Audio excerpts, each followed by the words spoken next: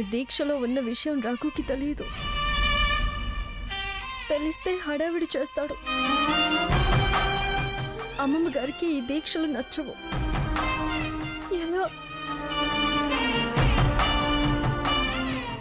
సరే, దీక్ష ముగించాకే చెప్తాను. అప్పుడైనా అర్థం చేసుకుంటాడు. రఘు కోపం పాల మీద పొంగులాంటిది, వెంటనే పోతుంది.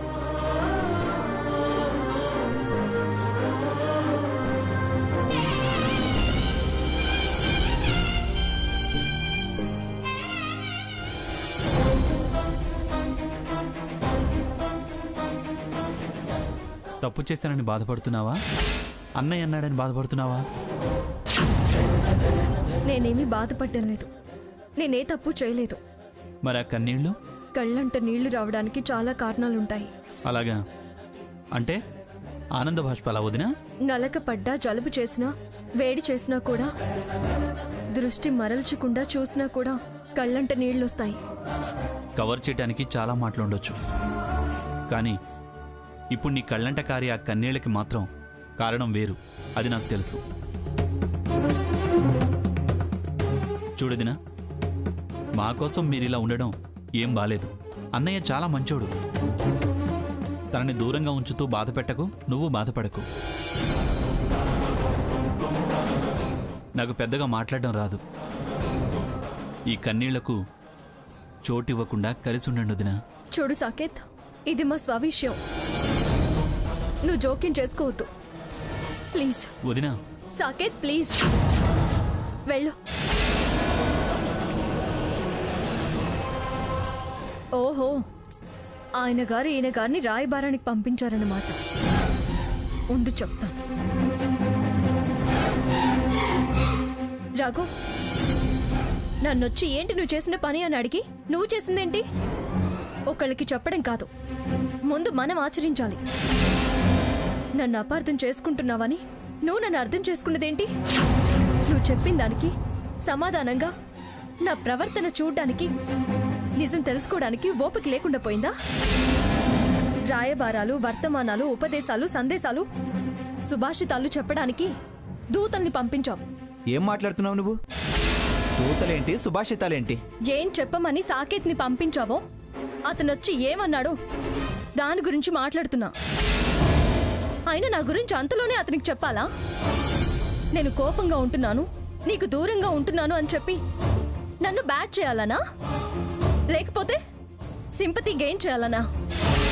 ఈ సింపతిలు, మీడియేటర్షిప్స్ నా దగ్గర పనిచేయవు. అలా చెప్పుకోవడం వల్ల నువ్వే చీప్ అయిపోతావు. నా చెల్లెలికి సపోర్ట్ చేయడమే తప్పు అన్నవాడివి. నీ తమ్ముడికి మన పర్సనల్ విషయాలు చెప్పుకోవడం తప్పు కాదా? నేను విలువివ్వడం లేదు అన్నావు. మరిది నీ విలువని నువ్వే దిగుజార్చుకొని అయ్యో అన్నయ్య అని నిన్ను హింసిస్తున్నాను అని అతను అనుకోవాలనా? ఆపు సీత, ఆపు. నాన్ స్టాప్ గా మాట్లాడడం వస్తే రావచ్చు, కానీ అవతలి వాళ్ళు సమాధానం చెప్పడానికి, నువ్వు వినడానికి కాస్త గ్యాప్ ఇవ్వాలి. నేను వాడికి చెప్పుకోవడం ఏంటి? వాడొచ్చి నీకు సందేశాలు ఇవ్వడం ఏంటి? నేనేం చెప్పుకోలేదు. నాకంటే చిన్నవాడికి చెప్పుకొని నాకు నేనే డిస్క్రెడిట్ కావడానికి కామన్ సెన్స్ లేనివాడిని కాదు. ఏది ఎవరితో చెప్పుకోవాలో తెలియని అజ్ఞానం కూడా కాదు. నువ్వు కావాలనుకునేవాడిని. నేను బ్యాడ్ ఎందుకు చేస్తా? అలా చేస్తే నాకేంటి లాభం? అయినా ఎవరి సింపతిలో పొందాల్సిన అవసరం నాకేంటి? నువ్వు చెప్పందే తనకి చెప్పుకుందే అతను నా దగ్గరికి వచ్చి అన్నయ్య అంత గొప్పవాడు, ఎంత గొప్పవాడు అని, అన్నయ్యని బాధ పెట్టొద్దు అని, దూరం పెట్టొద్దు అని నాతో ఎందుకు చెప్తాడు? ఆ విషయం నాకేం తెలుసు? అడిగిన వాడిని నువ్వే అడుగు. సాకేత్ని నువ్వు పంపించలేదా? నువ్వేమి చెప్పుకోలేదా? ప్రామిస్ గా చెప్తున్నాను సీత, నీతో మాట్లాడొచ్చాక నేను అసలు వాడిని కలవనే లేదు. అంటే అంతకు ముందే చెప్పావా? Too much. అసలు నేను చెప్పలేదు. నా భార్య నన్ను చులకన చేస్తుందని చెప్పుకుని నిన్ను నేను తక్కువ చేసుకునేంత బుద్ధి తక్కువాడిని కాదు. నాదంత చీప్ క్యారెక్టర్ కాదు. నిజానిజాలు తెలవాల్సి వచ్చినప్పుడు అవే తెలుస్తాయి అన్నావు. నేను కాలం మీద వదిలేసి ఊరుకున్నాను. వాడేం గమనించి నీతో ఏం మాట్లాడాడో నాకేం తెలీదు. దానికి నేను బాధ్యుణ్ణి కాదు. నాకే సంబంధం లేదు. నా బాధ అంతా మన బంధం ఎప్పుడు బలపడుతుందా అని. కాలం మీదే వదిలేశాను అన్నావు కదా, ఆ కాలాన్ని నేను నమ్ముతున్నాను. నాకైతే నీ మీద కోపం లేదు. ఇది నిజం, నమ్ము.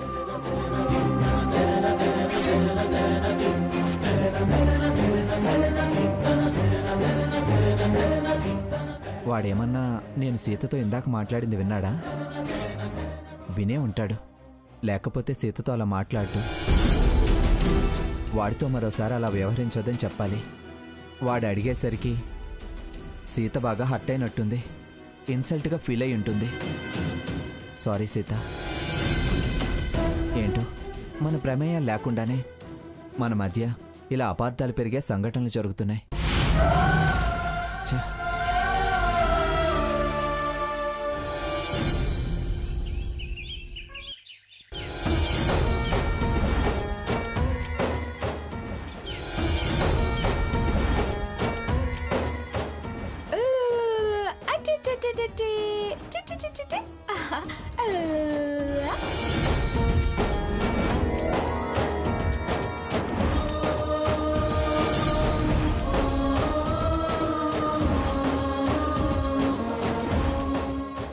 అక్క, వీడిని చూస్తూ ఉండు, నేను ఇప్పుడే వస్తా.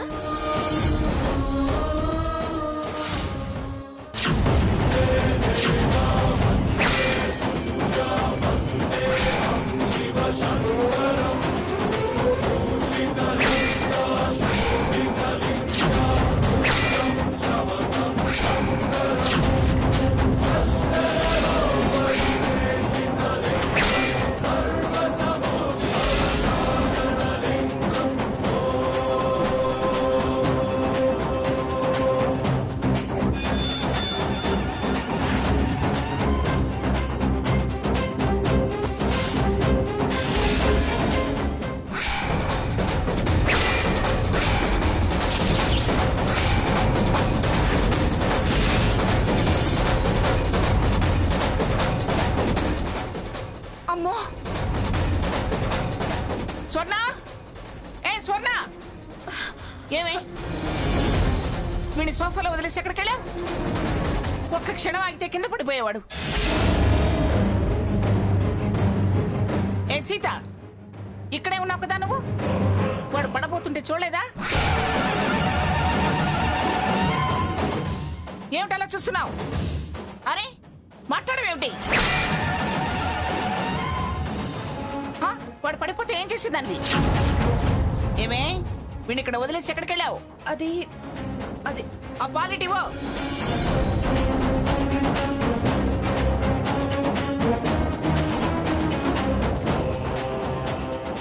ఏటైనా వెళ్ళాల్సి వస్తే ఎవరికో ఒకరికి చెప్పి వెళ్ళాలి కానీ చిచి బుద్ధి లేదా నీకు?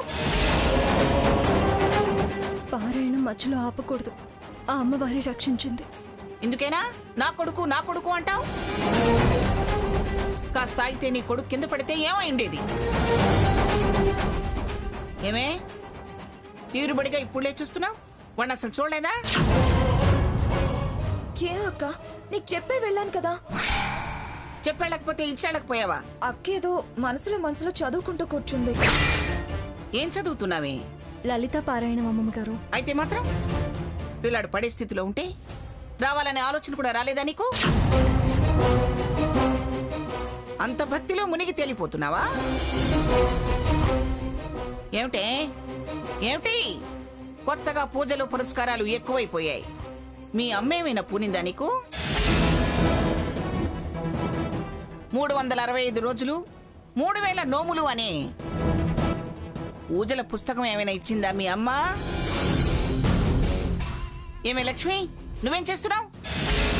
అయినా దీనికి బుద్ధి ఉండాలి. ఇది వదలటం తప్పు, అది కనీసం లేచి రాకపోవడం తప్పు. ఎక్కడో ఉన్నదానివి నువ్వేం చేస్తావులే. చూడవే, ఇంకోసారి వాడిని ఒంటరిగా వదిలేసి ఎక్కడికి వెళ్ళొద్దు. వెళ్ళావో వీడికేమన్నా అయిందో నీ తాట తీస్తా, జాగ్రత్త. తర్వాత తీసుకుందుగాలే.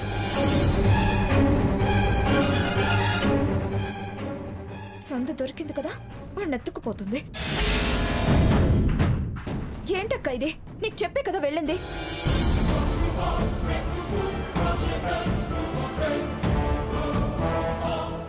ఏం కాలేదుగా, వదిలే సీత. అత్తయ్య గారు పారాయణం మధ్యలో లేవకూడదని ఆపకూడదని చెప్పారు. అందుకే నాకు అర్థమైంది సీత. నీ దీక్ష సంగతి వాళ్ళకి తెలియదుగా, వాళ్ళ మాటలేం పట్టించుకోకు. వెళ్ళి కాసేపు రెస్ట్ తీసుకో.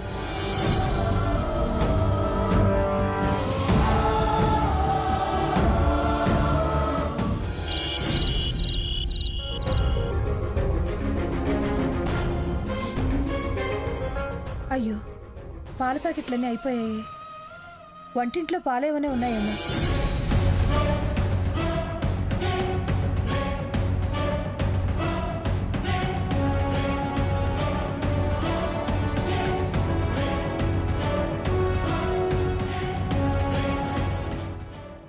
అమ్మయ్యా, అసలు లేవేమో అనుకున్నాను.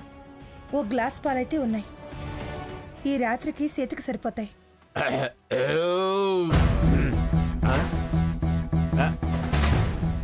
ఏందబ్బా, ఇప్పుడే తినొచ్చాను అప్పుడు అరిగిపోయిందా? మళ్ళీ ఆకలిగా ఉందేంటి? ఓ సన్న బియ్యం కదా, తిన్నట్టు ఆర్తగర్పంలాగా అరిగిపోతుంది. అమ్మో, లంకంత కొంప. వంటగదిలో గెడితే తింటాగైనా దొరకపోద్దా?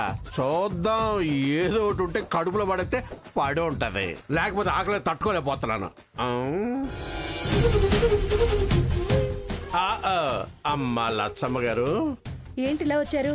కడుపులో ఏదో ఎలితామని నిద్ర పట్టి చావటం లేదు. భోజనం చేశారుగా? ఏదో చేసేలే అమ్మా.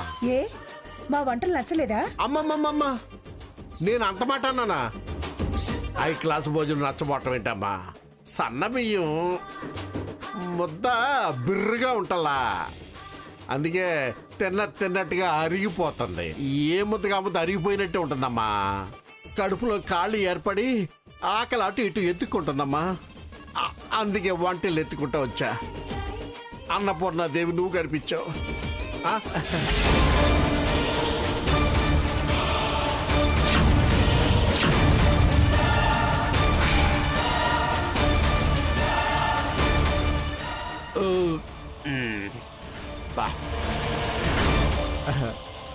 ప్రసాదం కన్నా ముందు తీర్థంలా ఈ పాల గ్లాస్ కనిపించిందమ్మా.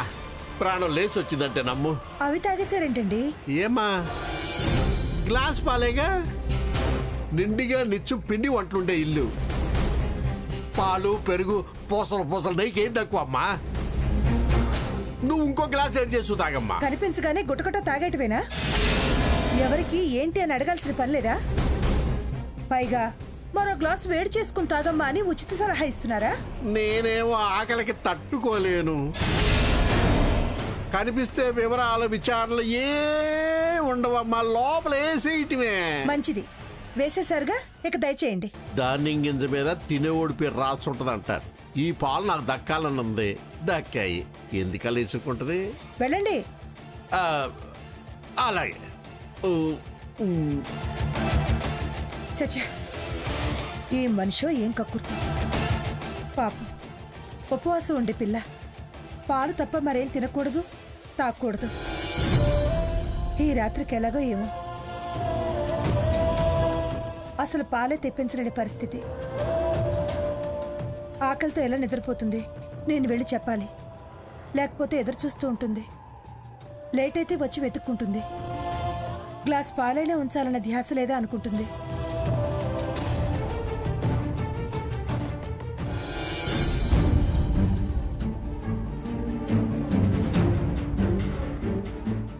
సీత.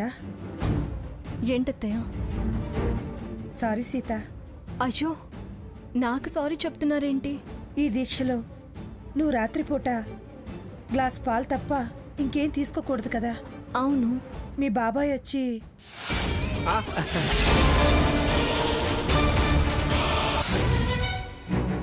అదే ఆకులో అదే మనిషో. ఇప్పుడెలా సీత? అత్తయ్య గారు, నాకు ప్రాప్తం లేదు, దానికి మీరేం చేస్తారు? ఆ అమ్మవారి పరీక్షో శిక్షో అని మనం సరిపెట్టుకోవాలంతే. ఏదైనా మనం గెలిచినట్టే. దీక్షకి మాత్రం భంగం కలగనివ్వను. ఏంటోనమ్మా, స్వర్ణ కోసం నువ్వింత కఠినమైన దీక్ష తీసుకున్నావు. నిన్ను అమ్మవారే కాపాడుతుంది. ఏది జరిగినా మన మంచికే అనుకోవాలి అత్తయ్య గారు. ఏంటో ఖాళీ కడుపుతో పడుకోవాల్సి వస్తుంది నువ్వు. ఇది నాకు కలిసొచ్చిన అదృష్టం అనుకుంటాను అత్తయ్య గారు. నిన్ను అమ్మవారే కాపాడుతుంది. వస్తానమ్మా.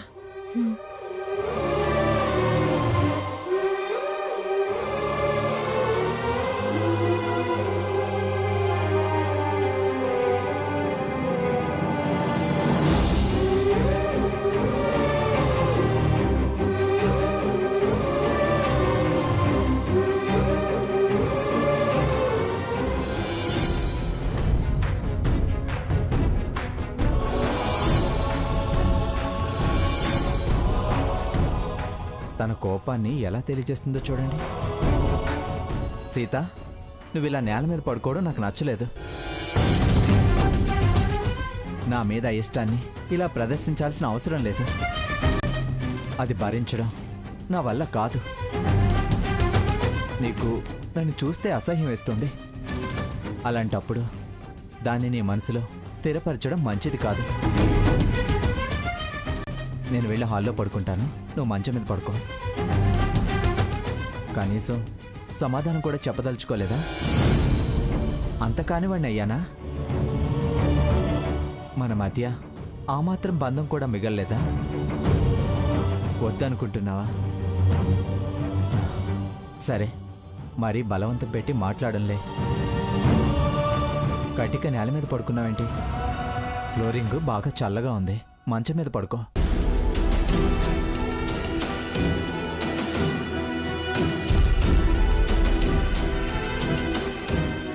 వీటన్నింటికీ పరిష్కారం, ఈ కన్నిటికీ సమాధానం నువ్వే చెప్పాలి తల్లి.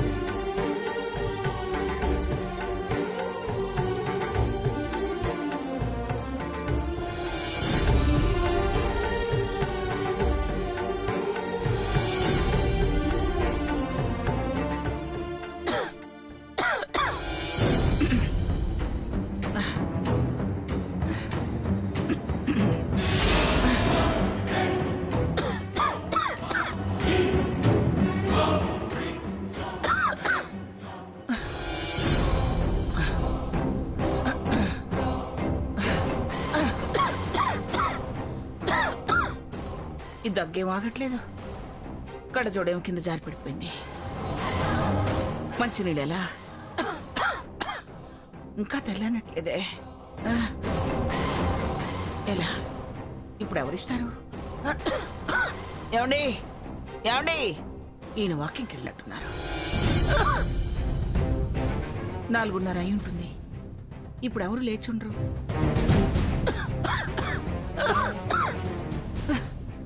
లక్ష్మి, లక్ష్మి, లక్ష్మి, ఎవరది? నేనే అమ్మగారు. సీత, ఒకసారి ఇలా రమ్మా. దగ్గు నా ప్రాణం తీస్తుంది. కాసిన మంచినీళ్ళు తీసుకురాపో. ఇప్పుడెలా వెళ్ళడం? ఈ అవతారంలో వెళితే ఈ తడి బట్టలేంటి అని అడిగితే ఈ టైంలో పూజలేంటి అంటే చా, అనవసరంగా నేనే అమ్మమ్మగారు అన్నాను. సైలెంట్గా వెళ్ళిపోతే పోయేది. అమ్మ భవానీ, ఎందుకు ఇలా పరీక్షిస్తున్నావు? నాకు దీక్ష చేసే అర్హత లేదా? లేకపోతే నా కోరికలో ఏమైనా దోషం ఉందా? రావేమి, నా ప్రాణం పోయేలా ఉంది, త్వరగా రా. కానివి తల్లి, అంతా నీదయే. రావే త్వరగా.